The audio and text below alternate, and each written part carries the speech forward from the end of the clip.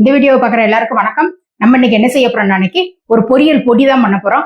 பொரியல் பொடி நான் அன்னைக்கு நம்ம அவரைக்காய் பொரியல், கேரட் பொரியல், இந்த மாதிரி பொரியல் எல்லாம் பண்றோம் இல்லையா, அந்த பொரியலுக்கு வந்து ஒரு பருப்பு இதை தனியா எல்லாமே வறுத்து போட்டு ஒரு பொடி பண்ணணும் அப்படின்னு சொன்னோம்னா, அன்னைக்கு இந்த பொரியல் வந்து நம்ம எதுவுமே தேங்காய்ங்க எதுவுமே சேர்க்காம டக்குன்னு இந்த பொரியை காய வேக வச்சுட்டு இந்த பொரியல் பொடியை போட்டு தாளிச்சிட்டோம்னு அன்னைக்கு பொரியல் வந்து ரொம்ப டேஸ்டா இருக்கு. இந்த பொரியல் பொடியை வந்து எப்படி செய்யலாங்கிறத வாங்க பார்ப்போம்.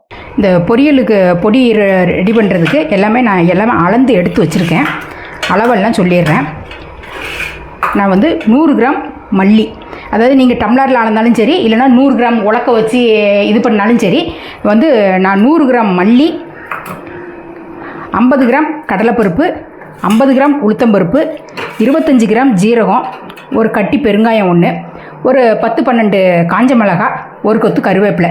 இதுதான் நம்ம பொரியல் பொடிக்கு தேவையானது. இப்போ வந்து ஒன்று ஒன்றா வறுக்கிறத பார்த்துருவோம். நான் வந்து ஒரே ஒரு ஸ்பூன் எண்ணெய் விட்டுருக்கேன். ஃபஸ்ட்டு இந்த பெருங்காய கட்டியை உள்ளே போட்டுறேன். பெருங்காயம் கட்டி நல்லா பொரிஞ்சு வரட்டும். இந்த கட்டி பெருங்காயம் வந்து இந்த மாதிரிக்கு நல்லா பொரிஞ்சு வந்துட்டு இதில் வந்து 10 காஞ்ச மிளகாயும் உள்ளே போட்டுறேன். காஞ்ச மிளகாயை லைட்டாக வறுத்து எடுத்துருவோம்.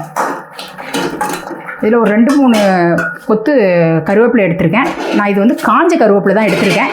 நீங்கள் பச்சை கருவேப்பிலையாக இருந்ததுன்னு நினைக்கி நல்ல வெறுமனே சட்டியில் போட்டு நல்ல மொறுமொறுன்னு ஆகிற வரைக்கும் வறுக்கணும். இது எல்லாமே வறுபட்டவுடனே தனியாக எடுத்துருவோம். இது வந்து மிளகாய், கருவேப்பிலை, பெருங்காயம் 3மே வறுபட்டுட்டு இதை வந்து ஒரு பிளேட்டில் கொட்டி ஆற வச்சுருவோம். இப்போ இதை ஒன்று ஒன்றா போட்டு வறுத்துடலாம். இப்போ 100 கிராம் மல்லியை போடுறேன். மல்லி வந்து லைட்டாக வறுபட்டு நல்ல வாசனை வரட்டும். இந்த மல்லி வந்து நல்லா கொஞ்சம் சூடு ஏறின உடனேயே நான் வந்து கடலைப்பருப்பு சேர்த்துட்றேன். கடலைப்பருப்பு வந்து 50 கிராம். கடலைப்பருப்பு கொஞ்சம் சூடு ஏறட்டும். கடலைப்பருப்பு கொஞ்சம் நேரம் சூடு ஏறினோடனே திருப்பி உளுத்தம்பருப்பு 50 கிராம். அந்த பருப்பு எல்லாமே நல்லா செவந்து வரட்டும். லாஸ்ட்டாக ஜீரகம் போட்டுக்கலாம். இந்த எல்லா பருப்புமே நல்லா செவந்து வந்துட்டு இப்போ வந்து 25 கிராம் ஜீரகத்தையும் போட்டுடுறேன். ஜீரகம் வந்து போட்டதுக்கப்புறம் ரொம்ப நேரம் வறுக்க வேண்டாம். இந்த சூட்லேயே நான் அடுப்பை ஆஃப் பண்ணிடுறேன். இந்த சூட்லேயே 2 பெரட்டி விட்டு நல்லா ஆற வச்சுட்டு ஒரு அதே பிளேட்லேயே கொட்டி ஆற வச்சுட்டு இப்போ ஜீரகம் போட்டோடனே அந்த சூட்லேயே நல்லா வெடிக்குது பாருங்க. இப்போ வந்து நான் அடுப்பெல்லாம் ஆஃப் பண்ணிட்டேன். வெறும் சட்டியில் தான் ஜீரகம் கிடக்கும். நான் இதை வந்து கொஞ்சம் நேரம் ஆற வச்சுட்டு மிக்சியிலே தான் நான் பவுட்ரு பண்ண போகிறேன். இதை வந்து நம்ம வந்து இப்போ எப்படி பவுட்ரு பண்ணணும்னு நினைக்கி கொஞ்சம் குறப்பாக தான் பவுட்ரு பண்ணணும். ரொம்ப நம்ம வந்து மிளகாத்தூள் இதெல்லாம் மிஷினில் கொடுத்து அரைப்போம் இல்லையா, அந்த மாதிரி நைஸாக பவுட்ரு பண்ணக்கூடாது.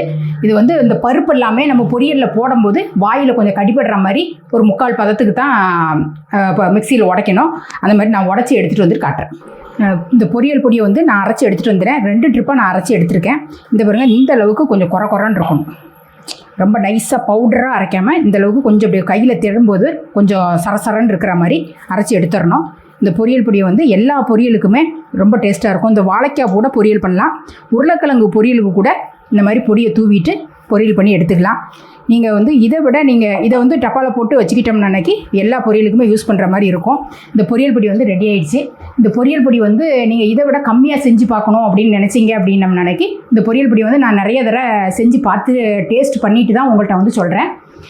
நீங்கள் வந்து இதை விட கம்மியாக போட்டு செய்யணும் அப்படின்னு நினச்சிங்கன்னா 2 ஸ்பூனு தனியா, அதாவது மல்லி, 1 ஸ்பூன் கடலைப்பருப்பு, 1 ஸ்பூன் உளுத்தம்பருப்பு, 1/2 ஸ்பூன் ஜீரகம், கொஞ்சமாக பெருங்காயம், கொஞ்சம் கருவேப்பிலை, ஒரு 2-3 காஞ்ச மிளகாய் போட்டு நல்லா சட்டியில் போட்டு வறுத்துட்டு பவுட்ரு பண்ணிவிட்டு நீங்கள் என்ன பொரியல் பண்ணுறீங்களோ அந்த பொரியல் மேலே லாஸ்ட்டில் தூவிட்டு தேங்காய் கூட போடணும்னு அவசியம் இல்லை.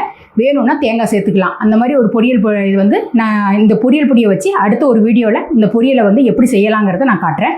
இதே மாதிரி அடுத்த ஒரு சூப்பரான ஒரு வீடியோவில் நான் உங்களை சந்திக்கிறேன். நன்றி, வணக்கம்.